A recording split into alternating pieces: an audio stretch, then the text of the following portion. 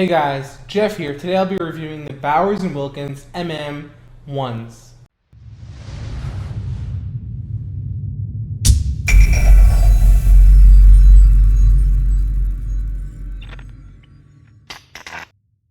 The Bowers & Wilkins MM-1s are a 2.0 set, which is great for people who don't want to take up space with a subwoofer and other just don't want to have to deal with a lot of bass. But don't get me wrong, these speakers pump out some pretty nice bass. One of the great things about the Bowers & Wilkins MM-1s is the fact that it's very loud, crisp, and clear, very full-bodied sound, excellent on the highs and the lows and the mids as well.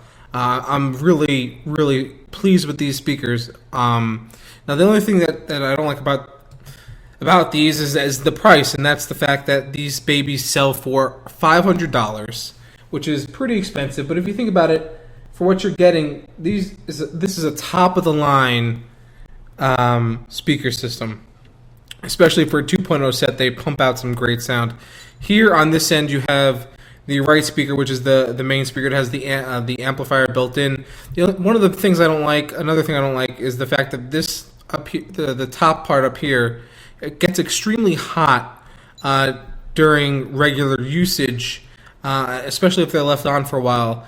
The left one connects to their USB, which I didn't realize until I actually got them, which I pointed out in the unboxing video. They are USB, but they still sound great. So, I mean, there's no issues there. They come with this remote. The remote has, of course, you can mute, change the tracks, play, pause, volume up, volume up, volume down, and then of course the power button. And if you press the power, this will turn it on and off, which is really, really nice, especially since you don't have to reach over to turn them off if you don't want.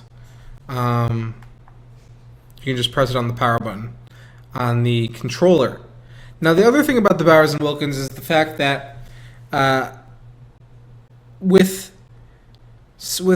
music that I found, even music that is, let's say, of lower quality bit rate, like 128 kbps, it still sounds pretty good. Although it is more noticeable because they are such high quality speakers.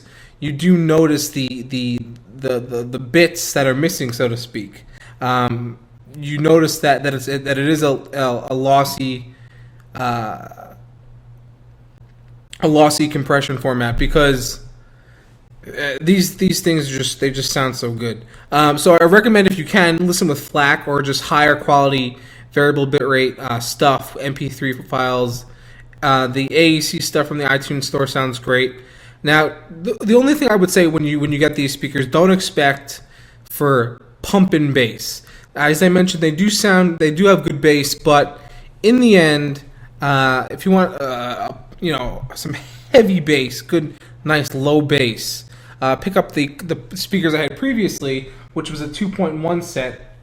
Those are the Klipsch Pro Media 2.1s. But for anything else, if you have the cash, these are the speakers to go for, the Bowers & Wilkins MM-1s. If you have any questions, feel free to leave them in the comments. I'll be happy to answer them. They have great full body sound. Unfortunately, I cannot play anything for you on YouTube and things like that, or else I would show you. And even still, coming through the Yeti mic, it still wouldn't do the speakers any justice. So I recommend you head down to your local Apple store if you want to check these out. They sell them there. Again, $500, worth the money in my opinion. Great speakers. Again, we'll see you next time. And remember, take care of your computers.